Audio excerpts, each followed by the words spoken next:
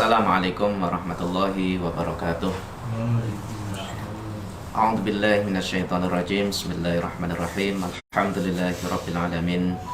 Wa bihi nasta'in ala umuri dunya waddin. Wassalatu wassalamu ala asyrafil anbiya'i wal mursalin. Sayyidina wa maulana Muhammadin wa ala alihi wa sahbihi ajma'in. Allahumma faqihna fid din wa 'allimna ta'wil. Amma ba'd. Jamaah muslim sekalian, sahabat Hirmaya, himpunan remaja Masjid Ammar bin Yasir dimanapun berada, khususnya yang berada di dunia maya, yang selalu setia dengan channel Masjid Ammar bin Yasir, dan juga seluruh kaula muda, para remaja yang dirahmati oleh Allah Subhanahu wa ta'ala. Pada sore hari ini kita melanjutkan kembali kajian rutin kita, kajian menjelang berbuka puasa yang temanya masih sama, melanjutkan tema-tema sebelumnya, tema-tema yang cocok, yang relate dengan keadaan dari para sahabat-sahabat muda semuanya, yaitu masih berkaitan dengan pernikahan. Pada sore hari ini kita akan membahas insyaallah mengenai motivasi apa sih seharusnya ketika orang itu mau menikah, atau ketika dia mencari calon istri yang akan dinikahi, kira-kira apa alasan yang bisa dijadikan motif tersebut, gitu ya. Bagaimana Nabi mengajarkan hal itu kepada kita dalam sabda-sabda hadisnya. Baik, langsung kita mulai saja insyaallah dalam waktu kurang lebih setengah jam atau tidak nyampe setengah jam ya, sampai berbuka tiba nanti kita membahas kalam-kalam Nabi berkaitan dengan pernikahan ini. Baik, hadis yang pertama adalah hadis tentang 4 pertimbangan dalam memilih istri ya. Ketika kita milih istri, Nabi menyampaikan dalam hadisnya ada 4 hal ya. 4 hal ini nanti apakah dia menjadi pakem kita, atau bisa aja misalnya lebih dari 4 hal ya. Kita baca satu persatu. Yang pertama adalah hadis an Abi Hurairah radhiyallahu anhu. Hadis yang pertama diriwayatkan oleh Abu Hurairah ya. Abu Hurairah ini adalah seorang sahabat yang punya hadis yang begitu banyak sekali, riwayatnya paling banyak dibanding dengan sahabat-sahabat yang lain. Padahal beliau bersama Nabi itu kurang lebih hanya 4 tahun. Tetapi dalam 4 tahun ini beliau mendampingi Nabi ya, siang ataupun malam, karena tinggal di Masjid Nabawi, di samping Masjid Nabawi ya, dalam satu ruang ya, dan bergabung dalam kelompok santri yang disebut dengan Ahlus Suffah ya, yaitu yang mendampingi Nabi bersama para santri-santri yang lain. Nama beliau sebenarnya bukan Abu Hurairah aslinya, tapi Abdurrahman bin Sakhr ya. Adapun Abu Hurairah ini julukan ya, kalau diartiin itu bapaknya kucing, bukan kucing kecil artinya. Singkat cerita, konon dulu beliau ini pernah menyelamatkan satu kucing ya, kucing yang sedang kelaparan, sudah hampir mati, kemudian diselamatkan, diberi makan oleh Abu Hurairah ini ya, sehingga beliau pencinta kucing dan itu menjadi sebutan baginya ya. Tentu sebutan seperti ini bapaknya kucing bukan untuk menistakan, tetapi justru untuk menunjukkan kemuliaannya, kemuliaan dari Abu Hurairah ini ya. Nah, Abu Hurairah ini meriwayatkan anin Nabi sallallahu alaihi wasallam, dari baginda Rasulullah, qala ya, beliau bersabda, tungkahul mar'atu li arba'in ya. Kata Nabi bahwa seorang perempuan itu dinikahi karena 4 hal ya. Dalam hadis ini diarahkan kepada para lelaki ya, para pemuda yang kemarin kita sudah bahas. Para pemuda yang ingin menikah, maka dia ketika memilih calon istri ya, itu paling tidak ada 4 hal ya. 4 hal ini yang biasa dipakai atau dikenal di kalangan bangsa Arab. Kenapa? Karena Nabi hidupnya di Arab. Maka 4 hal ini memang yang berlaku di sana gitu. Nah, kalau dibalik bagaimana? bisa saja ya seorang perempuan memilih calon suami juga karena 4 hal ini, gitu ya. Jadi ini bukan bukan berarti kemudian khusus untuk lelaki yang memilih calon istri, tetapi bisa juga untuk para istri yang memilih calon suami, ya, karena 4 hal. Pertama adalah lima liha, ya, karena hartanya, karena harta si perempuan itu. Ini menunjukkan bahwa di kalangan bangsa Arab dulu, ya, itu biasa orang mencari istri, ya, itu karena hartanya. Ya, sekaligus ini menunjukkan kebolehan, gitu ya, ketika ada seorang istri atau calon istri, dia punya penghasilan, punya uang, ya, maka suami juga berhak dan boleh untuk ikut memilikinya, ya. Karena dari hadis ini Nabi pun menjelaskan bahwa ada yang kriterianya diantaranya adalah 5 liha, karena keuangannya, gitu ya, karena keuangannya. Tetapi ini jangan menjadi dalih, gitu ya, ketika ada seseorang mencari calon istri karena dia kaya, jangan itu kemudian jadi dalih. Biar apa? Biar nggak usah kerja, biar bisa enak-enakan, biar nanti dia hidup bebas. Bukan demikian, gitu. Bukan karena itu. Jangan karena itu juga, gitu ya. Karena apapun itu, misalnya seorang istri kok dia punya uang, dia kaya, ya, tetap saja suami itu wajib untuk mencari nafkah, untuk memberikan nafkah kepada istrinya, gitu. Bahkan kalau bisa, sekiranya misalnya ada seorang suami kok dia kemudian mendapatkan istri yang kaya misalnya, ya, maka itu bisa dijadikan sebagai cara untuk modal misalnya. Modal dia nanti bekerja, kemudian melipat gandakan dari pekerjaannya itu dengan berbekal modal dari istri, ya, uang yang diberikan oleh istri. Bisa demikian. Yang penting jangan kemudian dijadikan sebagai dalih untuk tidak bekerja, maka itu sangat tidak tepat. Nah, apalagi umumnya orang yang kaya, begitu di istri, ya, calon istri, umumnya adalah bukan miliknya, tetapi milik orang tuanya. Kita dapati misalnya banyak istri yang kaya, ya, tetapi kekayaannya itu bukan milik dia, tetapi orang tuanya. Sehingga kalau milik orang tuanya, ketika kita kemudian seorang suami kok enak-enakan, itu kan ya nggak pantas, sangat nggak pantas. Toh uang dari orang tuanya, bukan uang dari anaknya, gitu. Meskipun demikian, kata Nabi, 5 liha itu sah-sah saja. Ada orang mencari calon istri itu karena uangnya, karena kekayaannya, ya. Tetapi kekayaan ini terbatas. Sekaya-kayanya orang, seberapa lama sih dia akan bertahan? Ya, pasti pada akhirnya akan habis juga kalau tidak dilipat gandakan, kalau tidak dipakai untuk kemudian modal kembali, ya, menyambung hidup bekerja. Itu yang pertama. Kemudian kata Nabi, yang kedua adalah wali hasabiha, dan karena apa? Ketokohannya atau karena keturunannya, gitu ya, karena keturunannya. Jadi di antara kriteria yang dulu dipakai di kalangan bangsa Arab juga adalah marga, gitu ya, atau ketokohan, ya, tidak hanya sekedar marga. Ketokohan ini misalnya dia dari kalangan bangsawan, kemudian nikah dengan bangsawan. Dia dari kalangan marga A misalnya, kemudian nikah dengan marga A juga, sama, ya. Dia dari kalangan misalnya kalau dia seorang habib misalnya, dia dengan syarifah misalnya, dan seterusnya, ya. Itu hal yang lumrah dan terjadi, ya.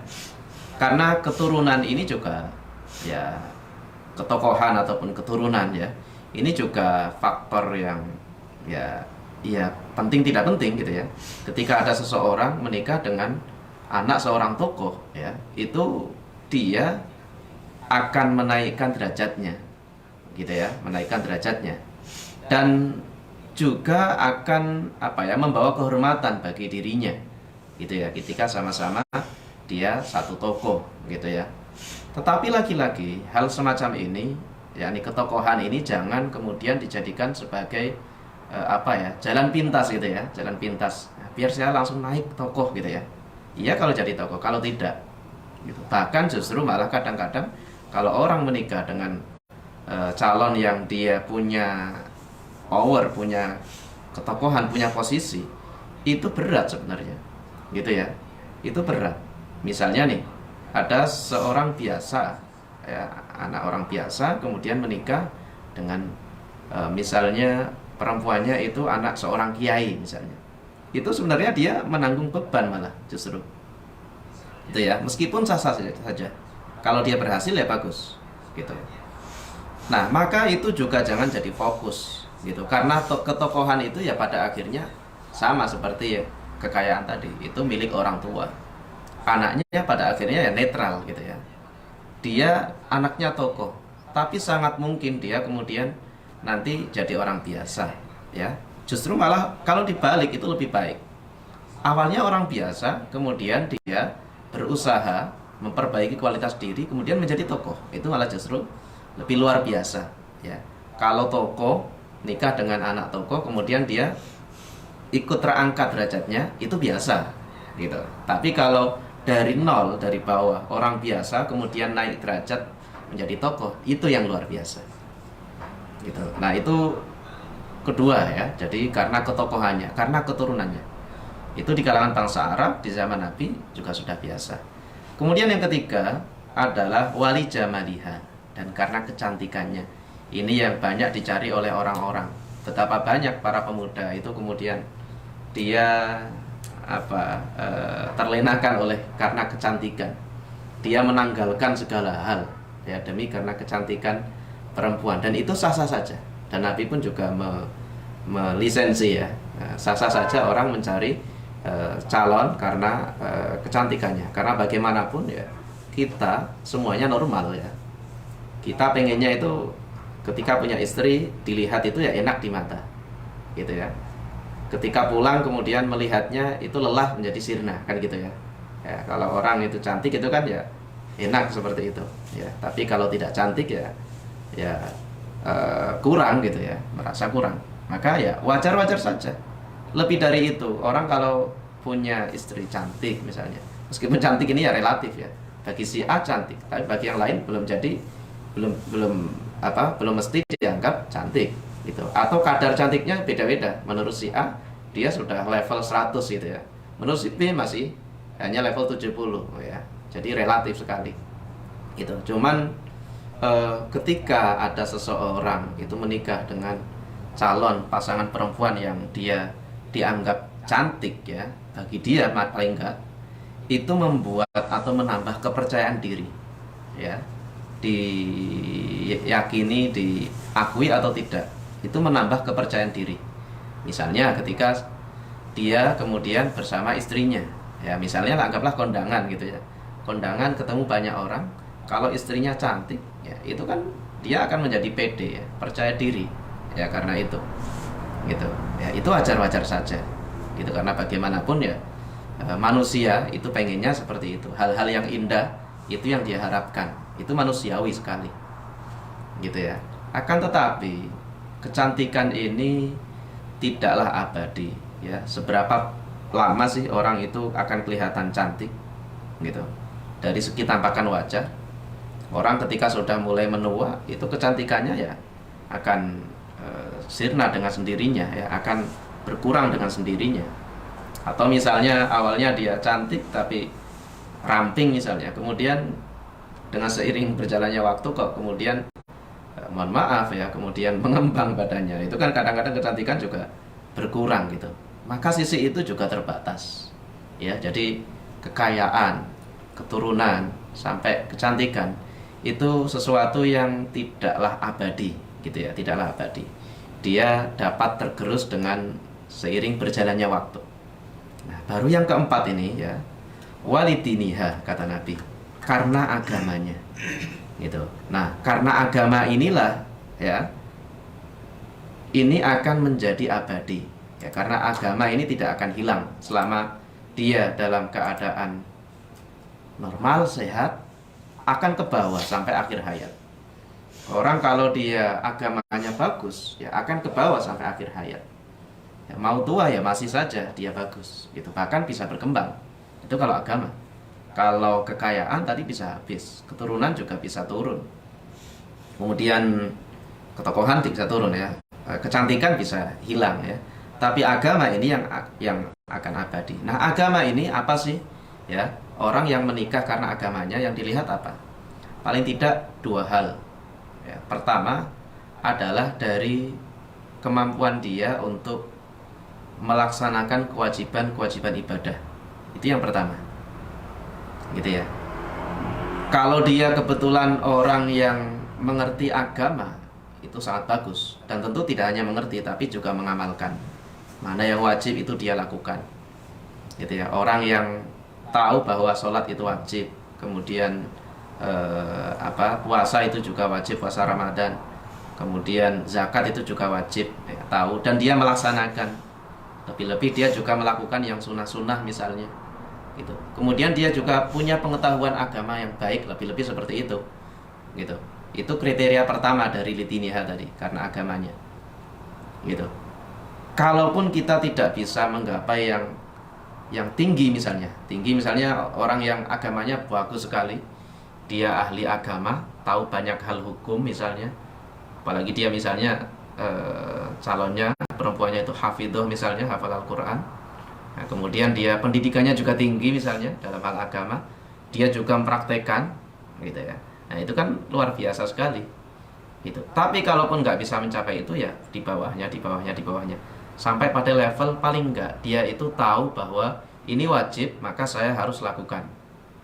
Itu misalnya, ya sahabat-sahabat semuanya, para kaula muda misalnya, kalau mendapati sudah punya calon mantap atau sedang lagi ngincer misalnya ya, paling tidak dia sholatnya itu tidak hilang ya, dia masih melaksanakan sholat karena sholat itu wajib, sholat 5 waktu.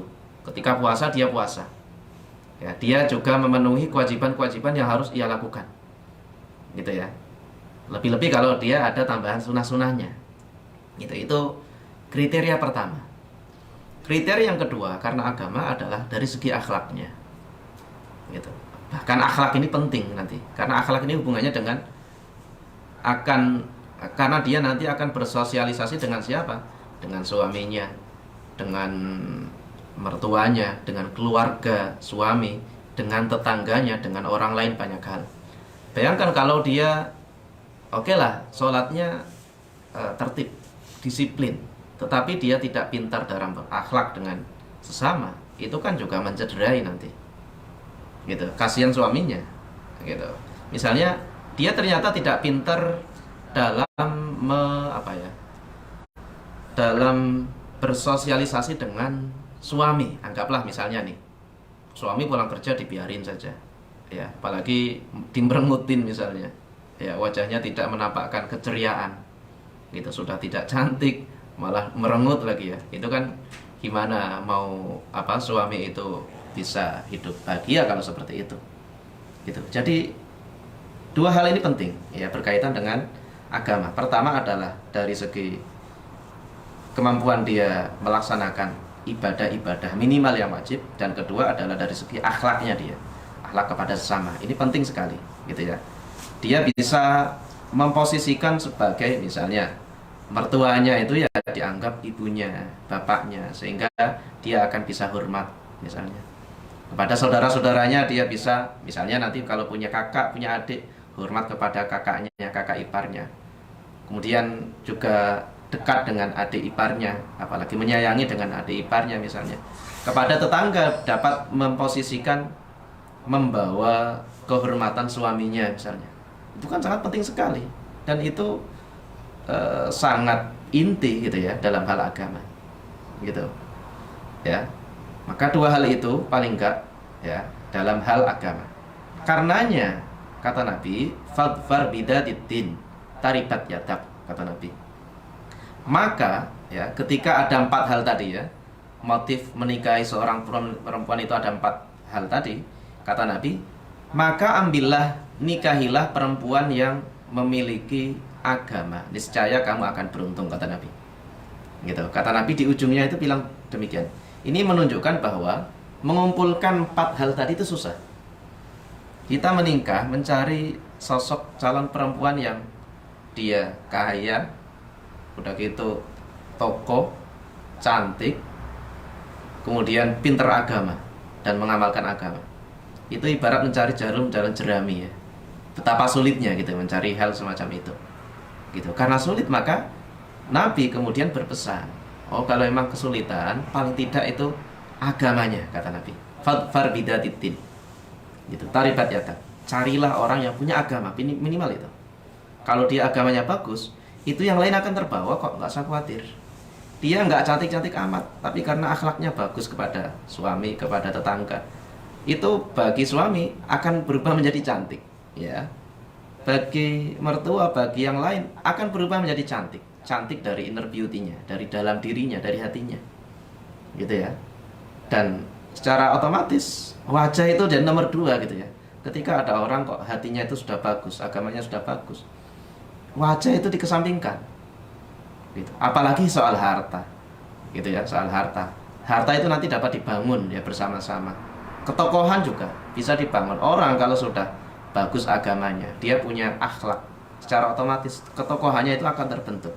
Dia akan dihormati dan disayangi banyak orang karena kebaikannya gitu ya. Jadi paling penting, paling nomor 1 adalah agama. Jangan sampai itu dilewatkan. Apalagi hanya mengejar karena cantik ya, tapi agamanya tidak dilihat sama sekali. Ya, apalagi misalnya nih, kita sampai kemudian gara-gara dia cantik kemudian kita tidak melihat bahwa dia ternyata bukan orang Islam. Apalagi kalau membawa kita kepada agama dia. Naudzubillah min dzalik, gitu, jangan sampai. Gitu. Maka agama ini sangat penting dan agama ini nanti akan membawa kebahagiaan bagi suami dan juga keluarganya nanti. Maka itulah yang disebut dengan nanti ketika dia menjadi istri adalah yang disebut dengan istri solihah atau perempuan solihah. Oke, itu hadis yang pertama ya.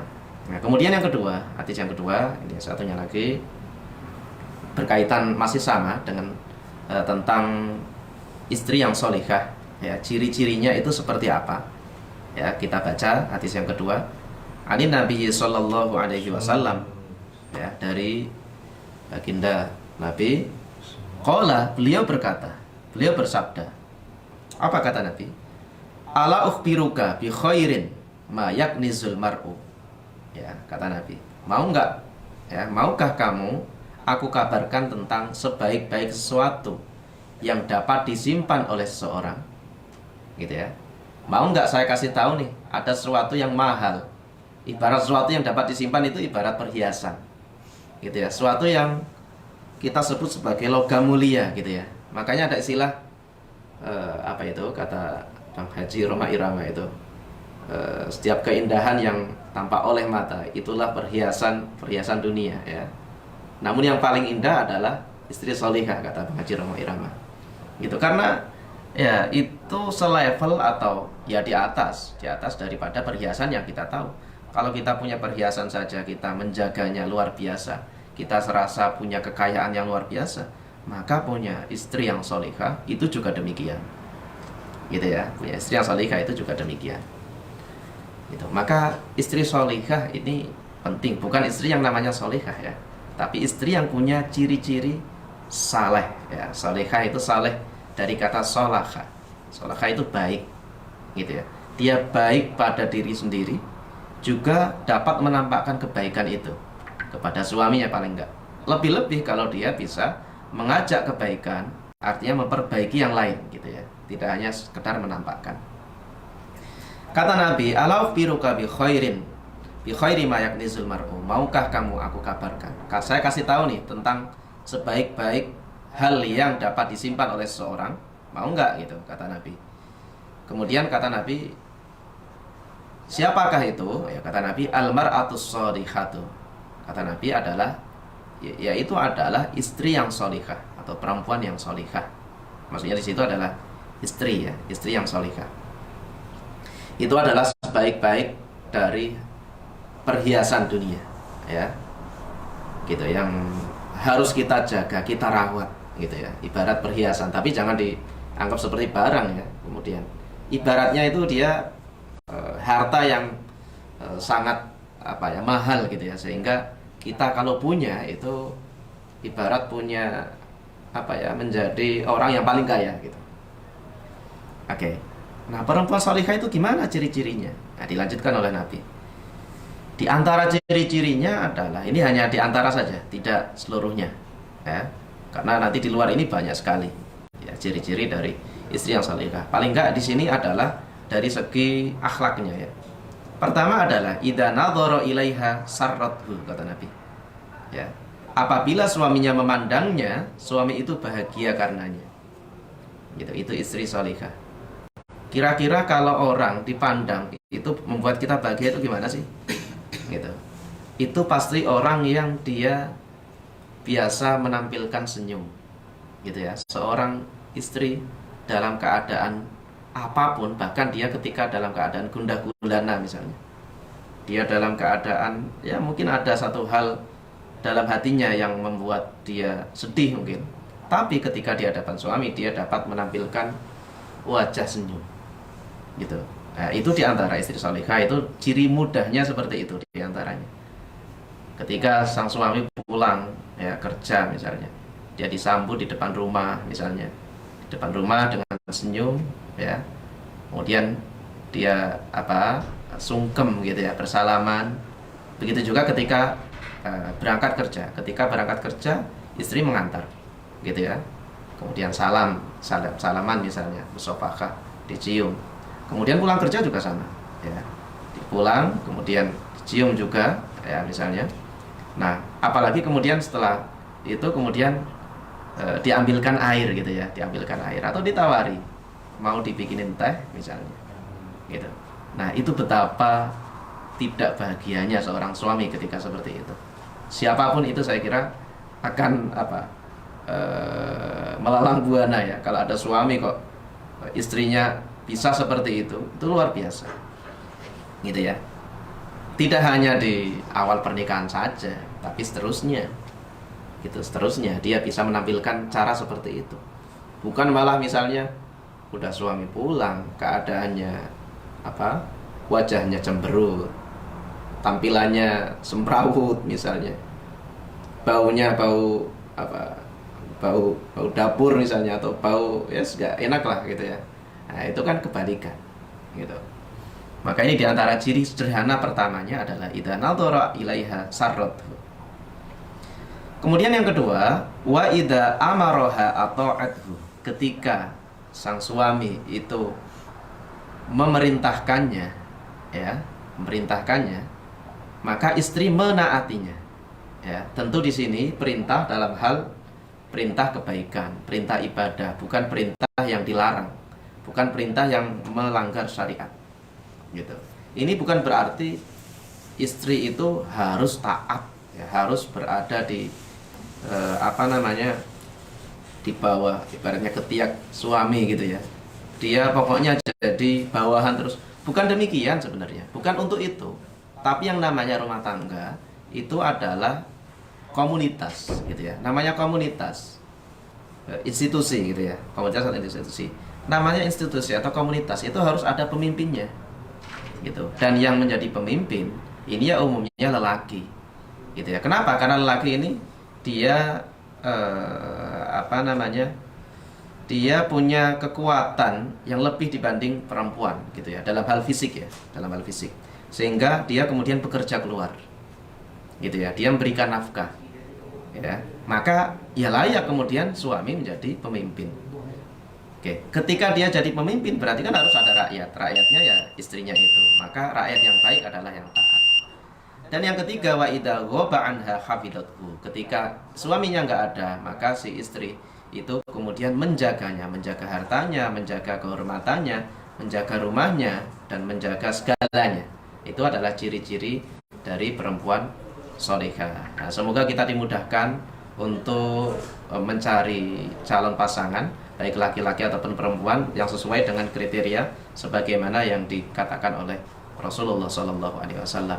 Demikian sudah maghrib, selamat berbuka, semoga bermanfaat. Kita akhiri dengan kafaratul majlis. Subhanakallahumma bihamdika asyhadu an la ilaha illa anta astaghfiruka wa atubu ilaik. Assalamualaikum warahmatullahi wabarakatuh.